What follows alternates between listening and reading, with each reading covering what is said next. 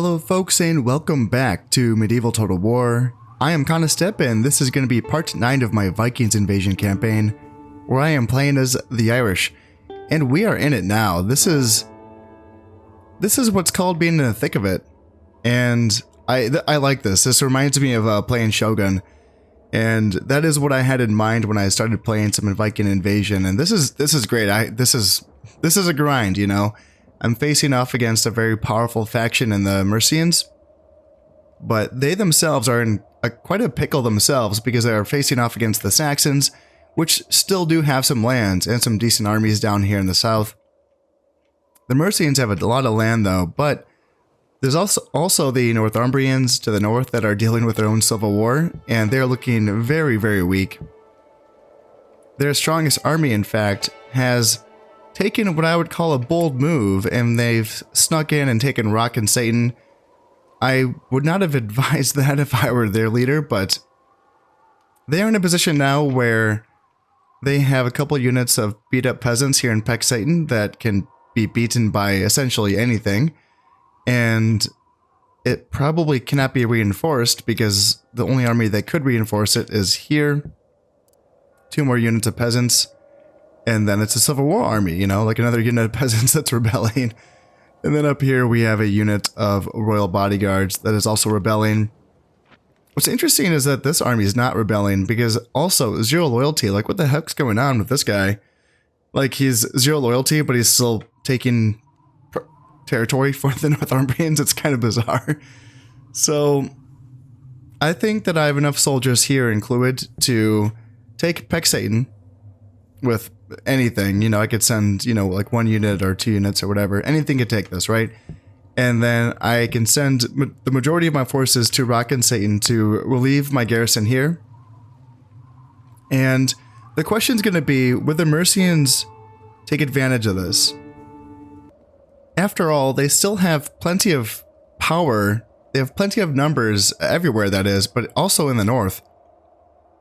They have a couple stacks here in Mears and a couple stacks here in Lindisi, and would they want to take advantage of either the Northumbrians' weakness by attacking Derry, or would they take their forces from Mears and attack Rock and Satan at the same time that I would be attacking Rock and Satan?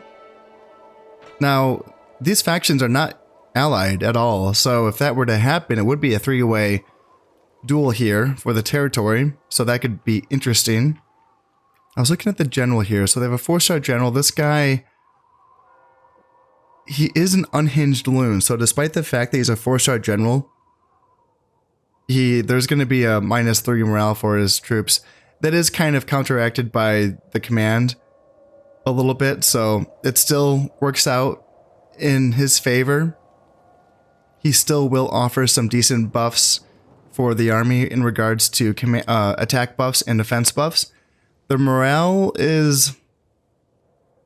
He will still offer some morale buffs as well, especially for soldiers that are closer to him. So it doesn't completely negate his command bonus, but it does negate it a little bit by being an unhinged loon. So would he attack? Would he attack Rock and Satan? It's hard to say. He might, though. He really might. Or would he come in here and reinforce Hwicce, which I do own, and this keep is going to fall in this turn unless they keep attacking me, and they might do that as well. They might attack me here in Wiki. I can send another stack from, is it Gwent? Yeah, I can send a stack from Gwent to Hwicce, considering that I only have to defend Gwent from Somerset, and Somerset, this army is not likely to attack because it's bordering this Saxon army, so...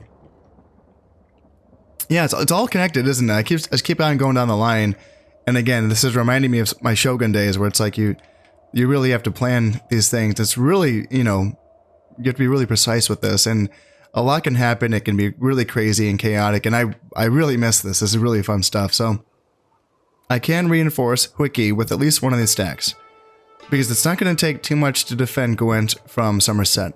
Again, I don't think they will attack, but even if they do, it's not a super great army. It is a lot of bodies for sure, but they don't have they don't have a good general. Yeah, he's a 0-star general and not very competent. The soldiers themselves, nothing too crazy. you know, fearedmen, spearmen, militia sergeants, peasants, urban militia, and some mounted sergeants. So nothing too crazy there. So I should be able to send a stack to Hwicce. And that would call into the question, how many troops would the Mercians attack me with? All 3 stacks from Middle Saxe? Maybe. I can't remember if East Saxe is in Saxon hands or Mercian hands. Yeah, I can't remember, damn. If it's in Saxon hands, then they have to keep at least something here. If not, then they can send everything from this province into Hwicce to attack me. And West Saxe, this army probably has to stay here to defend against South Saxe. There is a cheeky little Viking attack here in East Angel as well that will probably keep at least one of these armies here in Lindisi locked down. So yeah, there's a clear path for me, right? I can definitely fight back for Rock and Satan. I can definitely take Peck Satan. I can definitely reinforce Hwicce. Whether that's going to be enough, I mean, the troops that I have here are a little bit banged up, but it's not too bad. And I do have my best general here as well. Unfortunately, because yeah, he ran away that one time, so yeah, that sucks. That really does suck. He was my best guy. He still is my best guy. But Doubtful Courage is a bad one. That's -6 morale. And I'm assuming that doesn't stack. God damn, it might stack with Not So Bold, which is another -2 morale. Jesus, that might stack. Oh man. Because the traits that are chains, they actually just kind of overwrite one another. So for the traits that build off themselves and get worse or better, it doesn't add an additional trait. It just overwrites the previous one in the chain. So the fact that I have Doubtful Courage and Not So Bold, like that feels to me like that would be the same chain, but it's not. It's different. This is because he ran away. Not So Bold is because he has shown reluctance to get involved in hand-to-hand combat. So yeah, these are different things. Damn, that's really bad. Wow. So he still is a skilled attacker, so if he's attacking, he'd be a 6-star general. The fact that he's commanding, again, like that other guy, like that Mercian general that I was looking at, the command stars will still give attack bonuses and defense bonuses to my men, but will the -8 morale be canceled out by the command stars? Gosh, it's hard to say. So for every 2 command stars, so everyone on the field of battle is going to be receiving +2 valor from the first 4 command stars, and it's +2 morale per valor. So that's going to be 4 morale. And then the soldiers closest to him will be getting 5 points of valor. So that's going to be 10 points of morale. So in places where he's right there, it will be fine, but the soldiers that are not right next to him will be receiving, I think, -4 morale if my calculations are correct. That's not good. But they still would be receiving attack buffs and defense buffs, which, oh man, it's hard to say. Gosh. Oh geez, it's hard to say if that's worth it, but who would be leading this? Potentially the king, King Ethelbert I. He's 70. He should be dying any day now. And he is a 4-star general with natural leader, so he is giving +2 morale. He should be dying though. He really should be. Any moment now. Who else do I have? I have a 1-star general here. Yeah, just 1 star, that's it. And I think I did bring down one of my...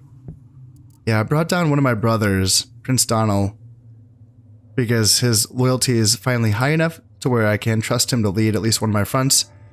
And yeah, 2 stars, not great, but like better than the guy that was here. I think that Yeah, good runner. -3 morale for this guy. Yep, that's... Ugh, gosh.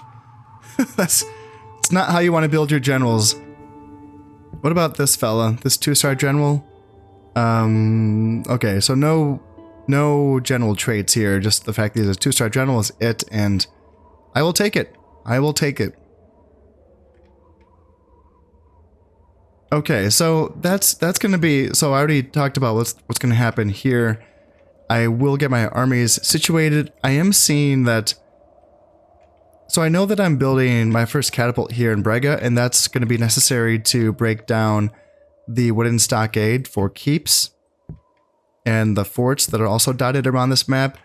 Now, for the castles that are lower tier than a fort, so like a fortified village here, and then the stockade, which is the tier 2, and then the warrior's hold, which is the tier 1, I think that the ballistas can help out with those, and... Since I don't need a ballista down here, I think I saw one. Yeah, here's a ballista. You can come up here to help out with this fight here in Peck Satan in case I need that there. Also, I have these other ballistas that are here in Hwicce that I'm not going to use. You know, I'm not going to need these for the time being.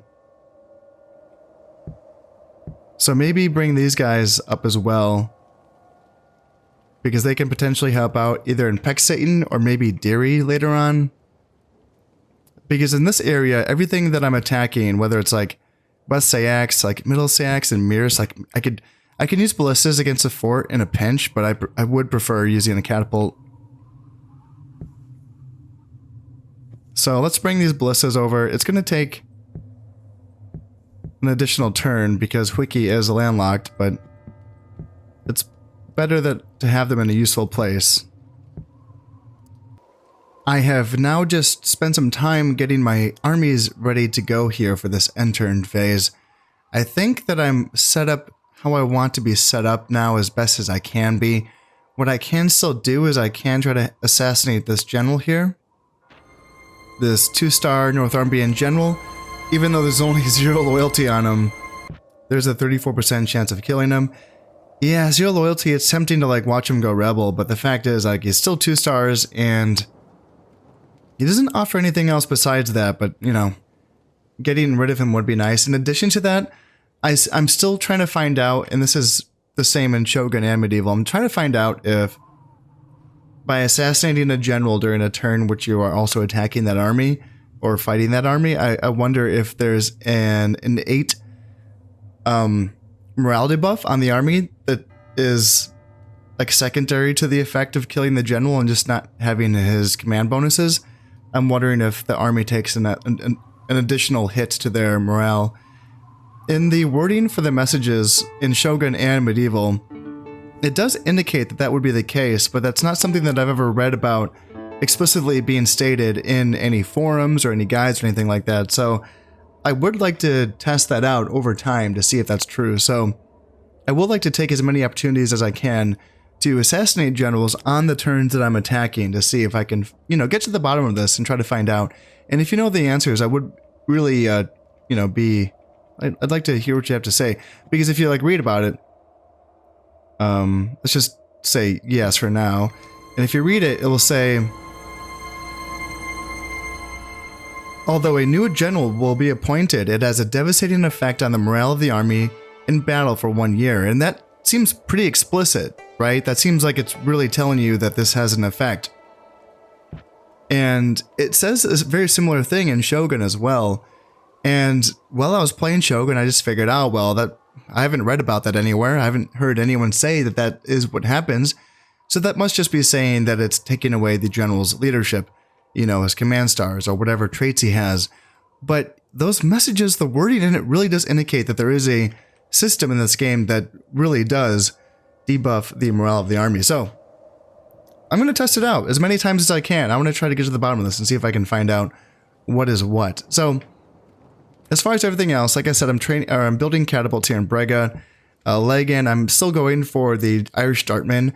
I still just think that they are a really good tech piece against the Mercians.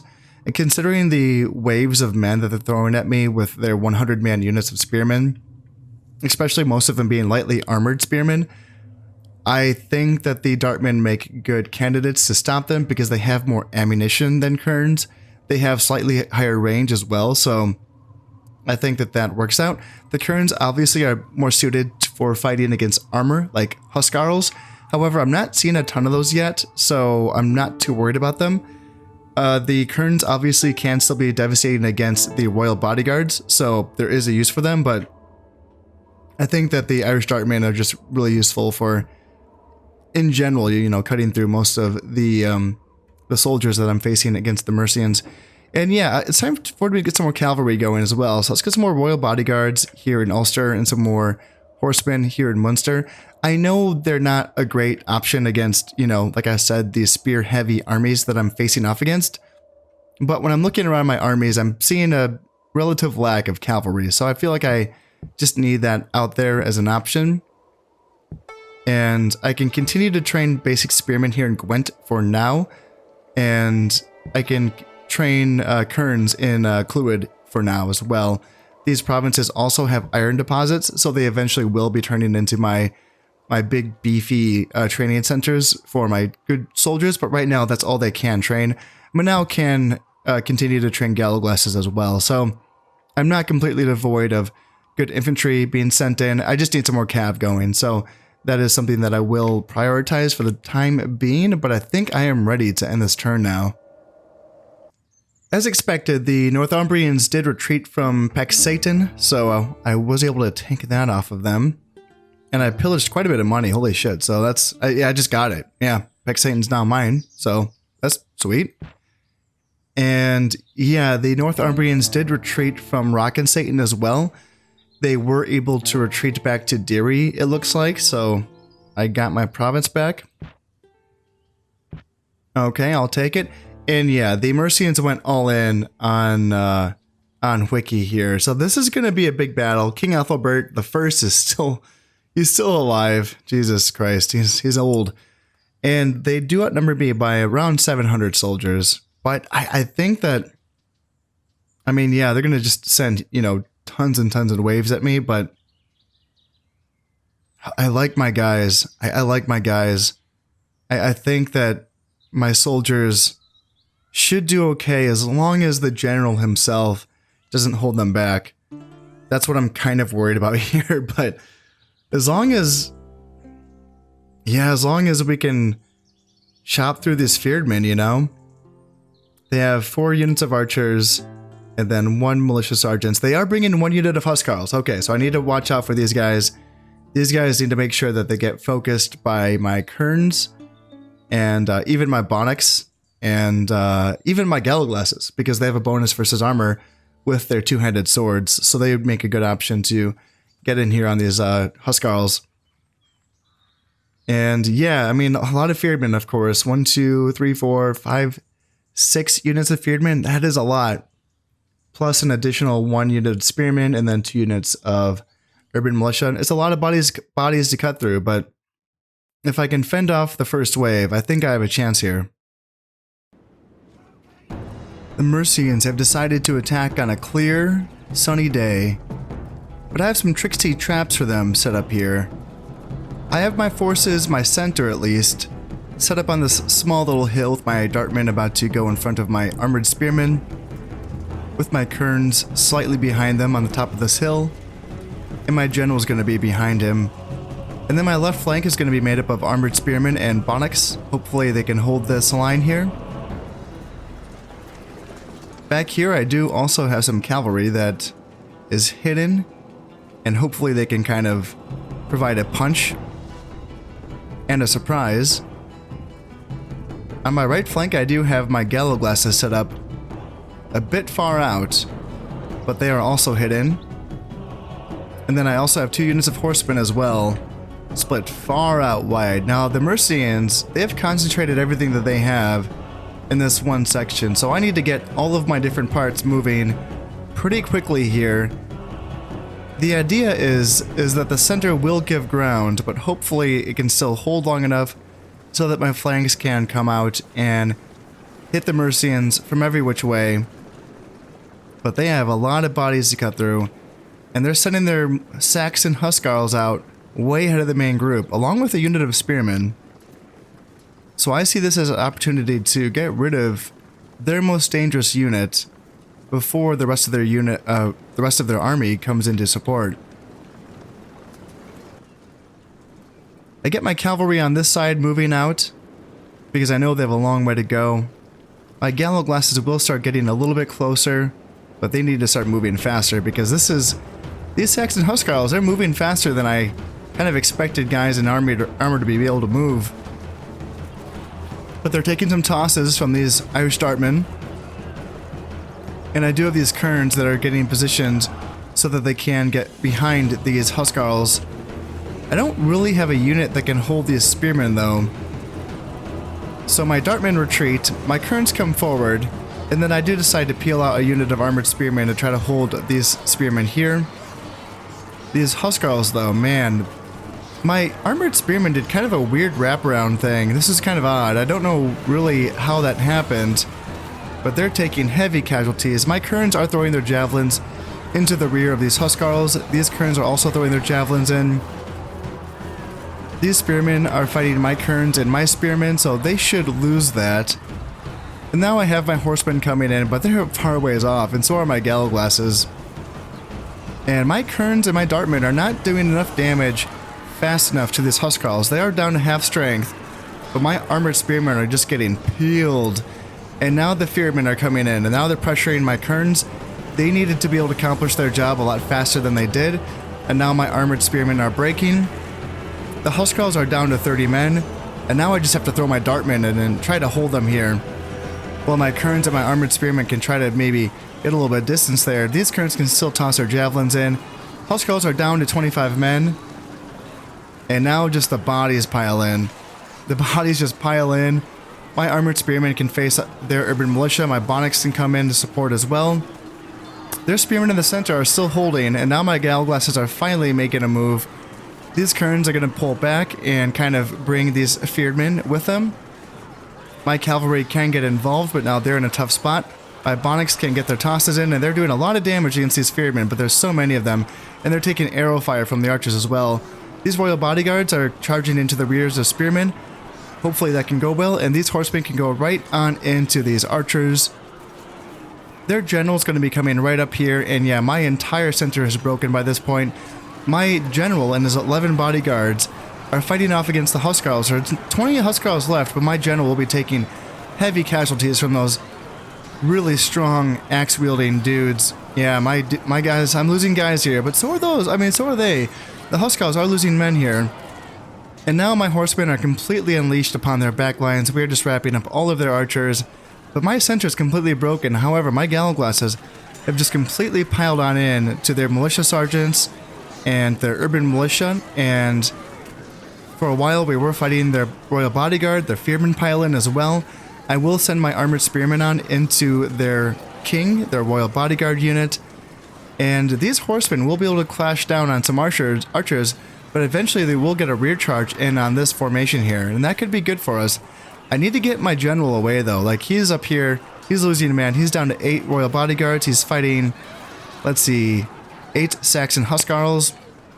So they're even, but you know, he is fighting in the woods, so he will be taking a penalty for that. And my horsemen are doing at least a good job. They're my only part of my army that's actually being very successful right now, with the rest of my army is just running away. At least we are able to chase down all of these archers. And here we are finally able to get a rear charge with these horsemen on into the rear of this formation. And my gallows glasses are doing a substantial job at cutting through all of these bodies. You know, Fearmen, militia sergeants, urban militia, and the king himself. The Mercian king is down to... It's really hard for me to see. Yeah, it's hard for me to... Yeah, there's 3 guys left in his unit. So my general finally did escape. He's down to 3 men. So yeah, he got hit pretty hard.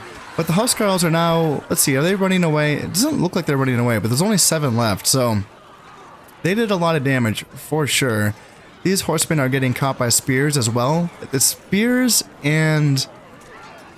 Fearedmen. I mean, it's archers and Fearedmen, so... Some good, some bad. Ultimately, I do want to get my horsemen away from that, though. And I get another unit of horsemen into the rear of this formation here. And it looks like we are starting to cut through this Mercian blob. And it looks like the Mercian king is down to... Is it just him? It's really hard. Yeah, it's just him at this point. So he's fighting essentially by himself. This Fearman will not be lasting too much longer. I'm keeping my general safe at this point because I need to. But there's still a lot of Mercians that have chased my units off the field. These urban militia, these Fearmen. These are very healthy units. Another body of Fearmen here, another unit of Fearmen here. Those are all very healthy units. I need to make sure I get my royal bodyguard away. And now the Mercian king absolutely stands alone. He is surrounded by my forces, but he continues to fight. This is a 71-year-old man, mind you. And he falls. He finally falls underneath the weapons of my soldiers here. And we've sort of turned around what looked like a disaster. In fact, I mean, don't get me wrong, that was brutal. And I need to get my general away from these Fearmen now, because this is not good. They need to get away from this pronto. And I need to get what's left of my infantry formed up to face off against all of this. Fearmen and urban militia and more Fearmen. And there's not much left to these guys. The good news is I will be getting reinforcements coming in. In fact, they already are. I have some Kerns and some Spearmen and some more Kerns and some more Spearmen. And luckily, Kerns are pretty fast for infantry. So we will see if my infantry can hold the line long enough. There's about to be a clash here between my armored Spearmen and my Gallowglasses and these Fearmen right here. Luckily, I was able to get my bodyguard away. These horsemen as well can still have an impact on this battle. And I was able to get these horsemen away from these Fearmen as well. There's only 8 left, but, you know, 8 at this point seems like a, you know, as long as they're willing to fight, I'm happy with it.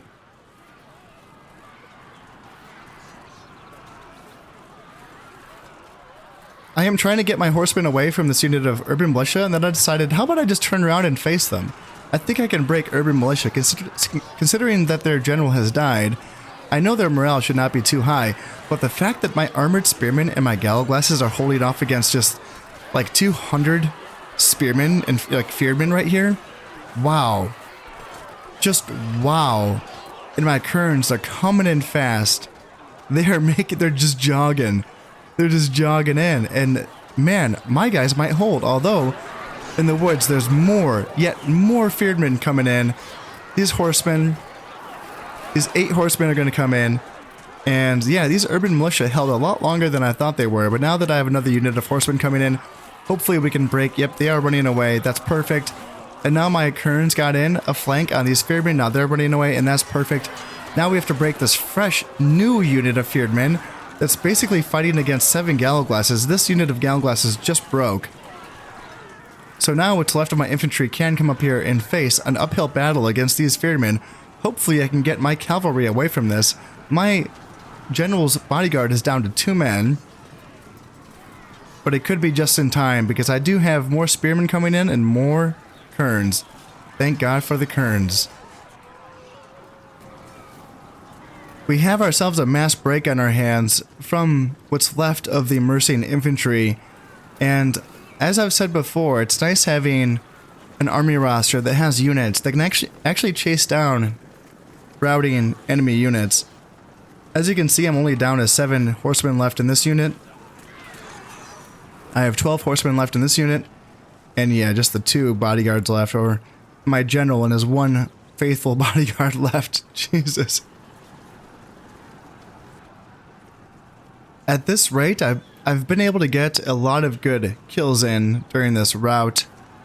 And there's still really no sign of the Mercians. Well, yes, there they are. Way off in the distance. They're just now starting to come in.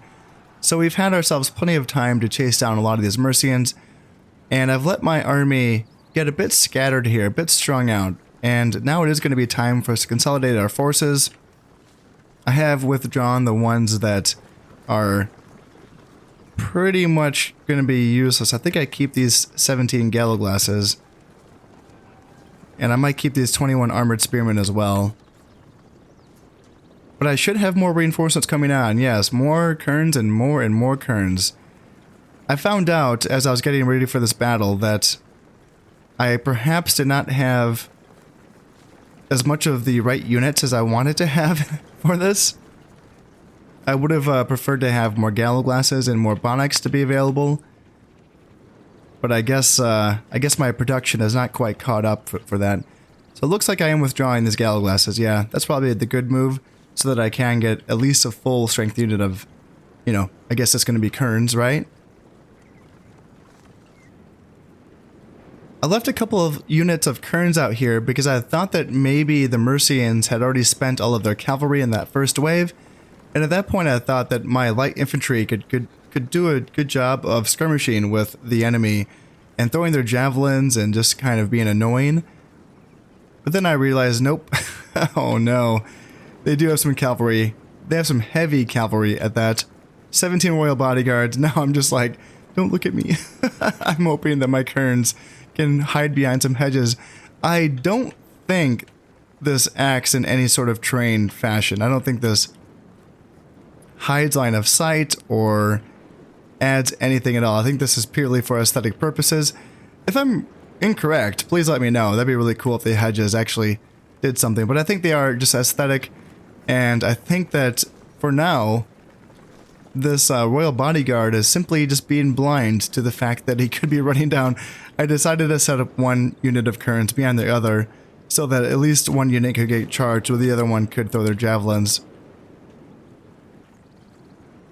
By this point, because I just had a sea of kerns available to me, I did decide to leave my spears in the forest and send out my kerns, despite the fact, you know, that I just mentioned that they are vulnerable to a cavalry charge. I thought that maybe I could just simply overwhelm this pocket right here. If the royal bodyguards want to come in, fine. I still will have javelins coming in from every which angle. That was the idea anyway. We will see if it works out. I do pull these guys back a little bit, and then I think that I try to take an engagement on these spearmen.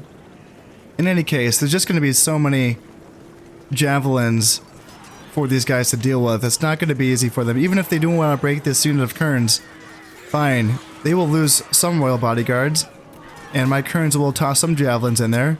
Kill a few more. Yep, killed a few more royal bodyguards like that. Then they want to pull back while I attack their spearmen. Fine. I can have another unit rally, come back, throw javelins into the rear of these royal bodyguards. What are they down to? They're down to 14. And yeah, these spearmen are getting javelins to the rear. They probably will not hold on for long. Yep, they're already dead. Now we can just throw our javelins on into this unit of royal bodyguards. It's down to 12 men. And you see what I'm saying? Like, just strengthen javelins, man. It can be effective at some point, but in this case, now we are taking archer fire. And yes, this unit of kerns is throwing their javelins into these peasants. These peasants are probably going to break and run away because they're taking significant casualties. Unfortunately, back here, my kerns did get caught by another unit of horsemen, which I did not see coming. So this is a really good grab for them. And essentially a waste of 2 units of kerns on my end, but at least they did keep this section of this Mercian army busy. These 2 units of peasants, this unit of spearmen, and this unit of horsemen are all going to spend their time on these kerns. Well, here I was able to pick apart their royal bodyguards, which got really close to my spearmen, and then I just kind of sent the remaining horsemen after them and cut them down. Yeah, they're down to 5 guys, so my horsemen will run them down. And yeah, my horsemen were hidden, so they did not know that that was going to come get them. Now I can simply reform my spearmen, get my kerns ready to go. I got these kerns going after archers because these guys are taking pot shots at me and it's getting annoying. They end up chasing right into a unit of peasants. In fact, maybe 2 units of peasants here. And it looks like this unit of kerns is going to rout both units of peasants and continue to chase the archers. Just badasses. Now, a unit of my horsemen did get caught by their horsemen, which is unfortunate. Yeah, there's 3 of them left, and I wanted to get this unit of horsemen away because I know we had these spearmen coming, but I think I decide, yeah, man, these horsemen are holding on forever. They're doing very well. They must have some pretty good upgrades. But then I just surround these spearmen with these kerns, and then I think I decide to send these horsemen right back in to try to help out their brothers here, yeah. Yeah, I have 2 horsemen hanging on for their dear lives, and I don't want to let them go to waste. These kerns are driving off peasants We just have more peasants and more spearmen coming in. And right when this last horseman did break, these 12 horsemen now are fighting against 29 horsemen. Not a good fight for me, but now I have Kerns that have just finished killing off those spearmen. They can get themselves into a position where they can throw their javelins into these horsemen. It looks like they will try to run away. Or at least they tried to, and then they have to pull back in. We have to finish off these horsemen pretty fast though, because we have just massive peasants right behind us. But as soon as these javelins start being chucked in, I think we'll be able to do enough damage. It's crazy. These horsemen, my horsemen, have only lost one man since this engagement. And now we can break these horsemen. Now they're running away now that they were charged by these Kerns. I sent some spearmen out here just to make sure I can kind of screen out some units. Looks like I have some more Kerns that were caught back here. And they will run away from these spearmen and probably draw them in this direction. And you see what I mean about this Irish army, you know, like it really does bend a lot. And it does, like it takes its knocks, but it also gives its knocks back. And then oftentimes some units that should be doing better things, like fighting me, instead they're chasing off my light infantry to the end of the map. And sometimes that allows me to get better engagements depending on the circumstances. It's kind of tricky, and I don't mean to say that this is all intentional, but there's definitely a strategy here that I would like to sort of fine-tune and perhaps even use with other armies other than just my Irish armies. Seeing that I'm facing mostly just peasants at this point, I decide just to charge on in. Spearmen versus peasants, peasants versus Kerns. Spearmen charging my Kerns. That's not a good fight for me, but you know what? Maybe they can hold these guys up. Well, over here, I can maybe... Yes, I will get a sandwich in on these militia sergeants. Oh, these are tough little crackers right here. These are good. Good armor on these guys, but I think my Kerns should be able to sandwich them and finish them off. And yeah, you see what I mean? Like, they had 3 of their units fighting up against this 11-man unit of Kerns, and while that was happening, I was able to drive off, you know, essentially... 3 of their full-strength units over here. They do have some more peasants coming in, but peasants are just going to be dying to Kerns. The militia sergeants were broken with a charge from the front to some javies from the back, and now they will be running off the field, and now these Kerns can come join in on this fight. In fact, it looks like they have to help out this unit of horsemen that is running away from these spearmen. So now that this horseman has drawn these spearmen and militia sergeants into range of my javies, they will be getting that javy attack, and we will probably be able to run them down easily enough. Peasants being chased off by Kerns, and this is all looking pretty cleaned up, but I am seeing another wave of Mercians off in the distance. The Mercians are attempting another attack here, and at this point in the battle I am trying to basically consolidate my forces and play a little bit more high and tight and get more reinforcements onto the field. I'm waiting for them to come on, and would you believe it, it is more Kerns. And quite frankly, I'll take it, because they've been performing quite well for me. And I am just facing a lot of low-tier infantry from the Mercians, urban militia, peasants, and more peasants. So nothing too concerning, but I do want to make sure that my guys are relatively close together, just so that I can sort of suck them in, because I know I have these militia sergeants right here. These are pretty good units, as I mentioned before, so I don't want to like get caught out and have these guys just butcher me while I'm far away from my support. So let's chase down some peasants and get into the rear of them. Well, I can send down my armored spearmen to help out breaking these peasants here. Now we just have to break their polearm units in the center. But I have more Kerns coming in from my left flank. And yeah, they have another unit of mounted sergeants, 25 men. Like, this is another scary unit of cavalry that I hadn't really accounted for. And it is coming in at the perfect time, because I am just now breaking their peasants, and I'm sort of leaving the tree line here. So I need to bring in some spearmen to support my javelin throwers pretty soon here. These mounted sergeants make a beeline from my armored spearmen, and they get right on in there. Luckily, I have another unit of spearmen that can't support this. Hopefully my guys hold. These militia sergeants are still fighting. You know, they are not running away at all, and they're full strength. So these Kerns, poor guys, are going to get chopped down probably, but I do have some armored spearmen that can come in and try to flank these guys. Hopefully these Kerns can come in and help these armored spearmen out. Meanwhile, my spearmen are dragging down these mounted sergeants. They are down to 11 guys, and I have more spearmen coming in as well. They have urban militia that could support this fight. That could be dangerous. Urban militia can actually put a dent into spearmen. In fact, I think they can beat spearmen 1v1. I'm not 100% on that, but I think that they do have a favorable matchup. However, now that I have these militia sergeants fixed and they have javelins being tossed at them, that's going to be it for them. Hopefully I can get my faster light infantry to chase these guys down, because 41 militia sergeants is still a capable unit. But now I have their urban militia fixed with my spearmen, and I have another unit of spearmen coming in as well. And holy moly, back here. Now this is looking pretty capable. This isn't just peasants. This is like fearedmen and spearmen. This is a lot stronger than the last like 2 or 3 waves that we've seen. I go to set a line here of armored spearmen and regular spearmen. Looks like my armored spearmen are actually facing the wrong direction, so I'll have to get them facing the right direction. But yeah, I only have 29 spearmen here facing this just huge blob right here. And then I do get my armored spearmen turned around. Luckily, I do have Kerns in on the flanks, and then Kerns on this side. Hopefully we'll be getting around. It looks like they're very tired though. Yeah, they're exhausted. So they're moving very, very slowly. These Kerns are tossing their javelins in, but they probably need to get a little bit closer, because I don't think a lot of their guys are throwing their javelins.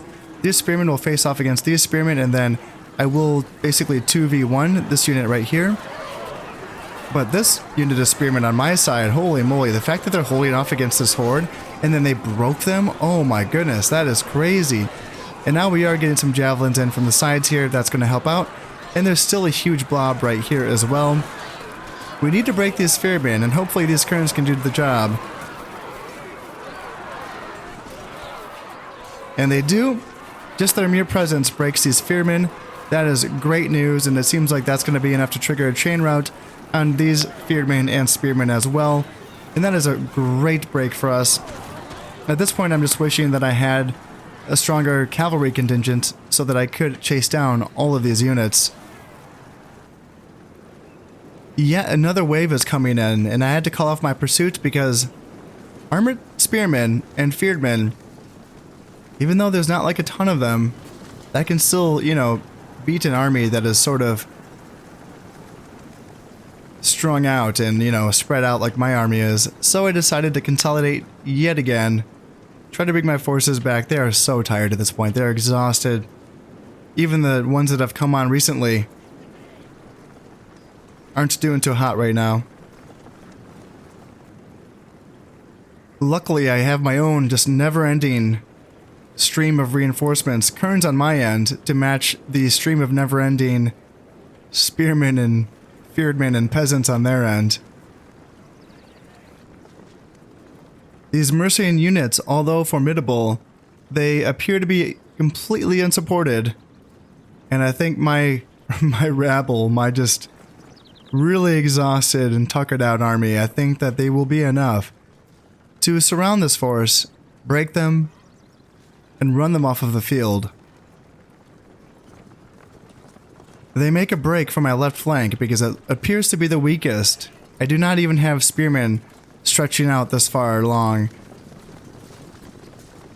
But hopefully my Kerns and my Kerns can hold strong and throw some javelins in. Move my armored spearmen in just in time to catch these fearedmen and these armored spearmen. And that's all that it's going to take for these units to break and run away. They've had enough. They probably should not even come this far. And at this point, I see that the writing's on the wall. I have a unit of 10 horsemen left, and then my general and his loyal bodyguard remain together. And I decide to send these 12 cavalry units, especially my general, because he has been largely resting for the last, few minutes or so. And let's see if we can get rid of as many of these armored spearmen and these fearedmen as we can. And just like that, this battle is going to be won, and this province is going to be defended. The siege will continue. I thought that went pretty well, all things considered. I was able to turn that one around. In the end, that one felt pretty good. Yeah, it was kind of a rough beginning there. Although I must say, it's interesting. I've played a lot of battles in Medieval Total War where my initial army does get broken, but then I'm able to recover and turn it around. It's something about the fact that the enemy first wave, which is typically its strongest wave, will oftentimes get strung out and out of formation, you know, during the chase, and then I can kind of turn around and beat it in the end. And the Irish army is essentially made for that type of strategy where it is an army that's supposed to pull you apart. Now, obviously, there's elements of that beginning which were not planned. I would have liked certain things to have gone better for sure. But this has happened time and time again when I've played custom battles with the Irish. These are battles where I don't have that second wave or third wave of reinforcements, and I just simply play one of my best stacks against one of the enemy best stacks that I of course design. And the same thing oftentimes happens where the Irish kind of they bend but they don't break, and it's been interesting. It's a strategy that I intend to eventually use in my grand strategy campaigns for Medieval Total War using just regular factions, where I essentially build the first wave out to be a skirmish wave, and I use it to pull apart the main enemy army and then essentially withdraw that entire stack. And because they are skirmishers, either mounted or on foot, they should be able to outrun a lot of their pursuers, and a lot of them should be able to get away after causing a little bit of damage with either their bows or their guns or their javelins or their crossbows. And then I essentially just come in with my second stack, which is just my heavy hitting stack, which comes in and completely destroys this enemy stack that's completely strung out. And then from there, we all know that it typically is easier to beat the reinforcements that come in, which usually trickle in at a few units at a time. And that's a strategy that I would like to implement at some point, going forward with my main campaigns. So that was fun. That was great. That was a fantastic outcome. I killed almost 1,500 of their guys. I did lose 976. That's a big loss. That's a lot of guys I lost. It was a bloody one. And then I did capture 771. Now, you might wonder why I'm not killing these guys. And maybe in certain situations I will do that. I don't think this is a good time to do it, because you can end up getting a trait that pisses off your men because they're not getting that ransom money, and then they lose morale. And for this general, that's not what I want. I'm already in a bad spot with that, so I definitely don't want that trait. In addition to that, there's a certain idea here. You might think like, well, get rid of these guys because then you might have to face them again. Well, here's the thing. Of all the enemies I could face, I wouldn't mind facing these guys again. I've just crushed them. So what happens when you get rid of all of the men that you've just captured is that the enemy, the force that you're facing, will not have to pay upkeep on those soldiers anymore, and then they are financially free to train essentially better soldiers. Whereas in this case, well, what am I fighting? Urban militia, peasants, some feared for sure, yeah, but these are units that I've beaten, and since I'm beating them, they probably don't have the greatest morale.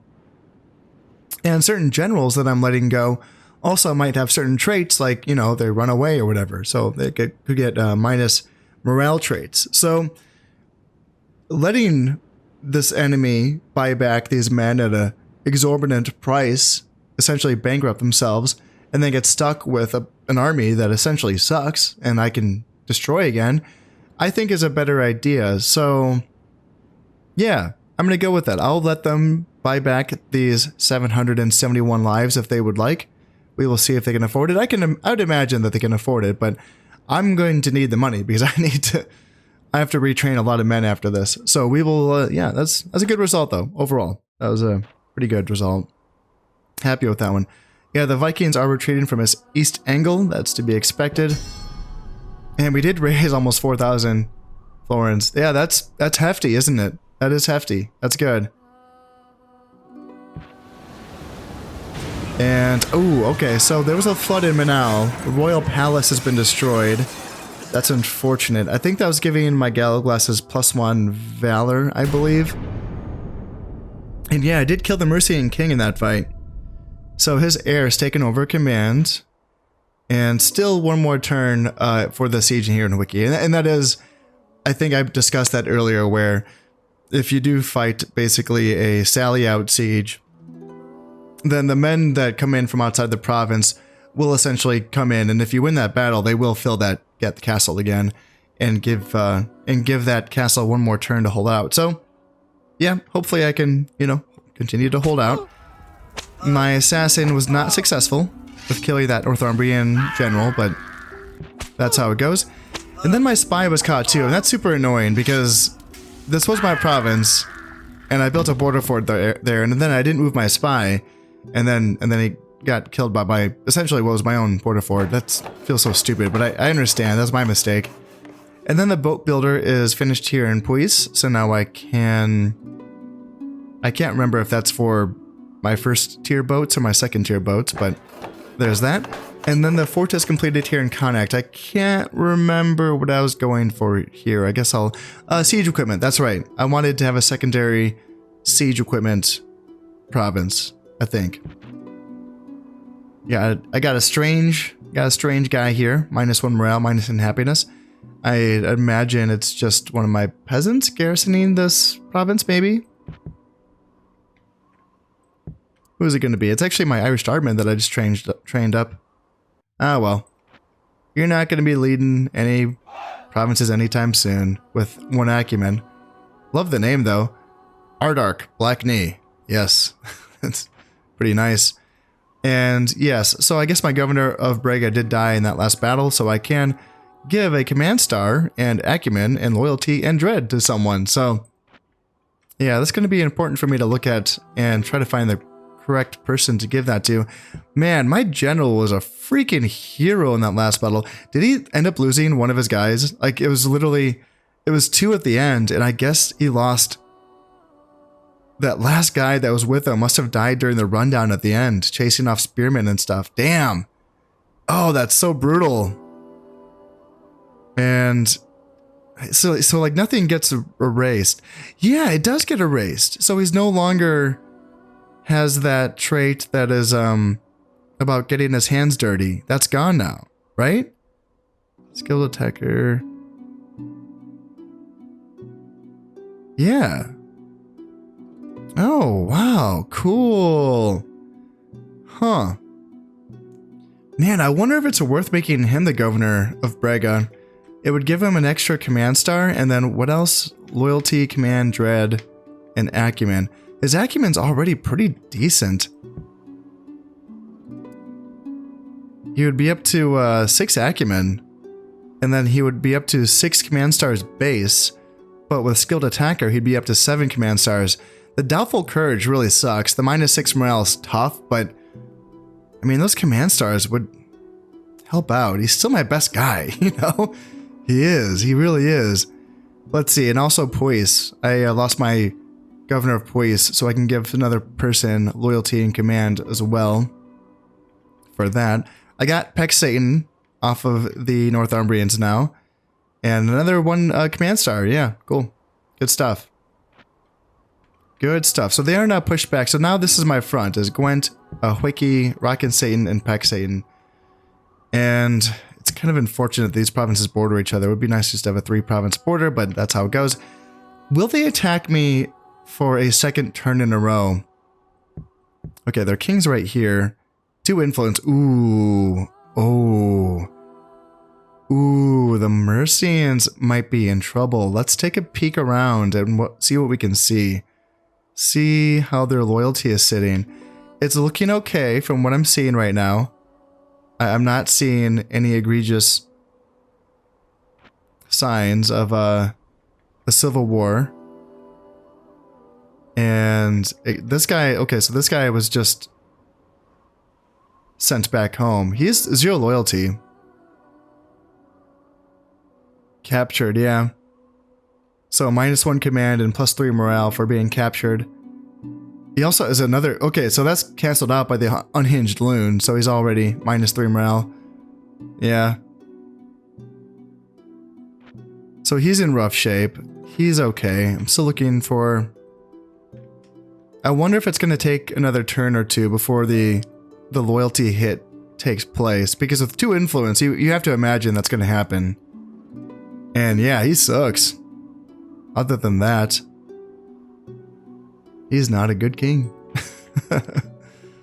Huh. And I guess I wasn't even looking for other heirs. Is there someone else who exists? Or is that kind of it? Let's see, just do a quick look around here.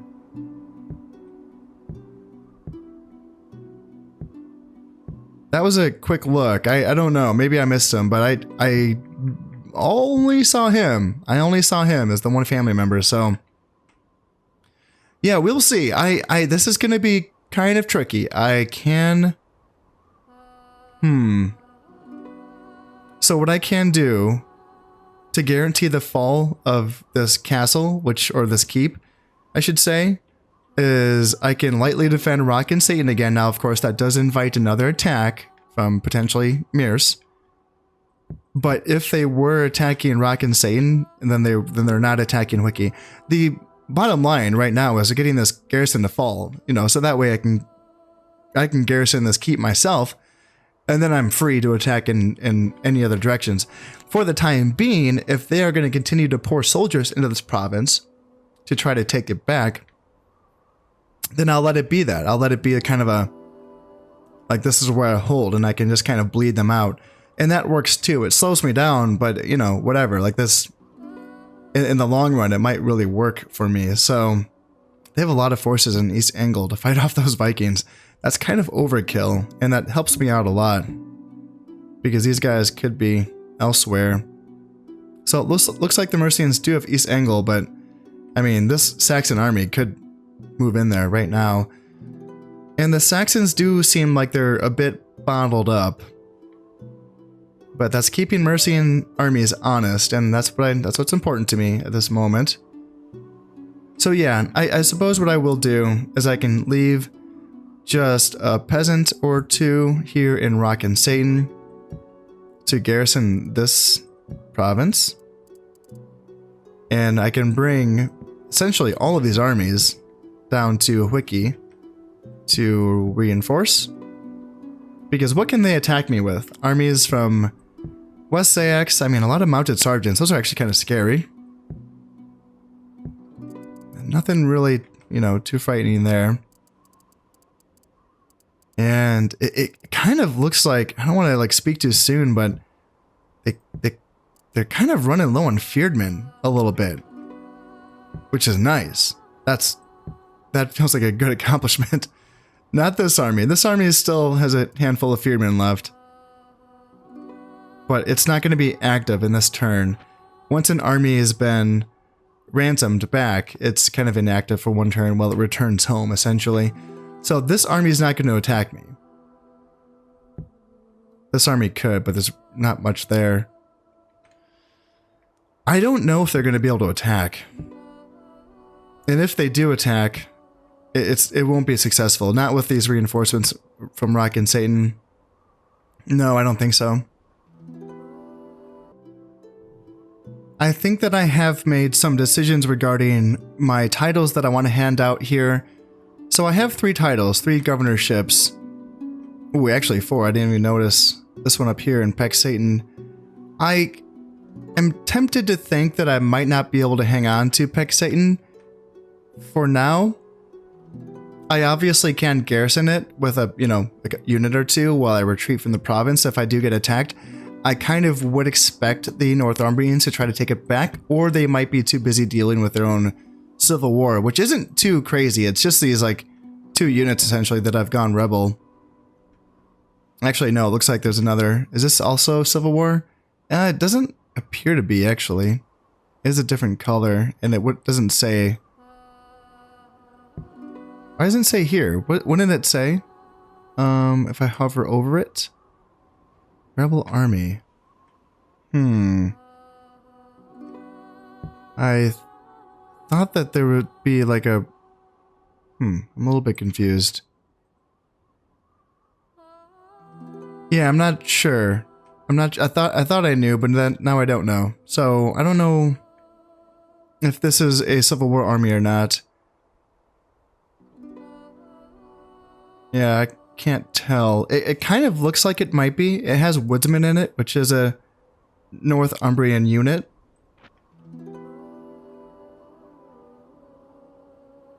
Yeah, I'm not sure about that. In any case, though, so Peck Satan, I might have to give it back up again, but I can garrison it and I can reinforce that. Eventually, that can work. However, back to the titles. Here's what I'm thinking. So yes, my best general, Lord Noisiu, which is the descendant of Lord Donshad, which was one of the family members. He's taken up the mantle of his previous mentor's unit. And he did pretty okay in that last battle, although he did essentially lose his entire unit. But I think that, I mean, just based on his acumen alone, I think that he is worth giving Brega to. Brega's making a decent bit of money, 594 florins. And then it does give, as I mentioned before, loyalty, acumen, dread, and command. So yeah, let's give it to him. So 594, and then give it to him. He's up to 6 stars, and now Brega is making 825. Yeah, it's not freaking bad. It's not bad. Let's actually send him back to get retrained, though. And then there's another person. So there's this 5-man unit of royal bodyguards. Flan MacArt, I'm assuming he also used to be in the family or in the line of succession. He's only 2 stars, but he doesn't have any bad traits. Nothing is regarding his abilities as a commander here. This is all just kind of governorship stuff. But the fact he gives +10 happiness for being a magnificent builder, and the fact that, I mean, he does have -4 piety. I was thinking about giving him Rock and Satan, though, just because he actually has at least 2 acumen feathers. And that would bring him up to a 3-star general, which was, you know, just make him a bit useful there. Yeah, it doesn't really increase it by much. It dropped the loyalty down, though, which is unfortunate. I wonder if that's because I was looking at his piety and the fact that it's low, and the fact that the zeal in Rock and Satan is 42%. That might be why the loyalty dropped. Yeah, that's unfortunate, but oh well. He's a 3-star general now, and I'm considering also sending him with my other guy. So yeah, Lord Flan and then Lord Noisiu. I can send them back so that they can both get their bodyguards retrained. That would make them more useful in combat. So then what would I do with Hwicce, which may face another attack? Well, I have my brother hanging out here, and he is good enough to lead at this point. He is only a 2-star general, but he does have a full unit of royal bodyguards, and he does have 6 freaking valor. Like, this guy can be kind of a beast in melee, so let's give him a shot. Let's give him a chance to prove what he can do while these guys are getting their units retrained. It's tempting just to kind of hold on to Wiki until I can actually take this keep and then do this. I don't know if this is the best timing, but, you know, there might never be a perfect time, so I think it's better to kind of just, hey, next man up, let's go. Let's get my guys back, and let's see what my next guy can do, you know, see if he can get the job done. So that's going to be the play there. And then I have another idea. This guy, who I've been looking at for a while, and then he's finally up to 4 loyalty, which I think is workable. I think my king must have gotten enough traits where, no, he has not. I figured my king must have gotten like another good builder trait, but no, he has nothing. But in any case, he is 4 loyalty. That's fine. And of course, I can improve that with a governorship. And I can bump him up to a 4-star general, which also is good. You know, he has pride. So that's going to give him some valor, take away acumen and command. But hey, you know, that's what you can get. And also +5 health, so he's, you know, not going to die as easy in battle. And I think I can give him Puis. Puis isn't making a ton of money anyway, so, you know, it'd be ideal to give it to someone with better acumen, but right now I feel like I need leaders more than I need governors. So let's give it to him. Now he's up to 5 loyalty and 4 command. That's workable. And that gives me someone that I can essentially send to another front here. And where do I want that to be? I kind of want someone on my northern front. So let's bring you to Hwicce. It's tempting to bring you right into Satan, but again, I'm kind of expecting this to be attacked, and I don't want you to get any bad traits for retreating, so let's keep you here in Hwicce, and then I can use you in either a counterattack and rock in Satan if I have to, you know, take this back, or a counterattack into Satan if I have to take this back. We will see. In fact, I can bring more reinforcements to Hwicce for the eventuality of either of those things happening.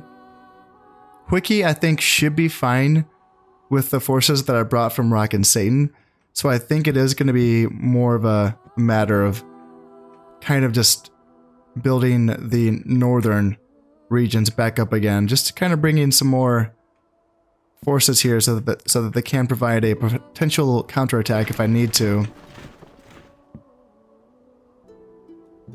At this point, because I do think that there is a fair chance that there could be a counterattack during this end turn phase, I do not want to put myself in a position where I do have to extend this video by fighting another long video or another long battle. So as much as I would like to see this through and finish, you know, sieging out this keep here in Hwicce, and eventually, you know, moving on and pushing more into Mercian territory, I just really want to play more of this campaign. I know that I'm kind of stuck on just doing 1 video per week with this campaign so that I can get some playtime with my other campaigns, but this one's very exciting, and I would kind of, in some ways, like to kind of do more than 1 video per week with this. But in any case, all that's going to have to wait until next time. As always, I hope you've enjoyed this one, and thank you very much for watching. This has been Constep playing Medieval Total War Vikings Invasion. Thank you very much, and goodbye.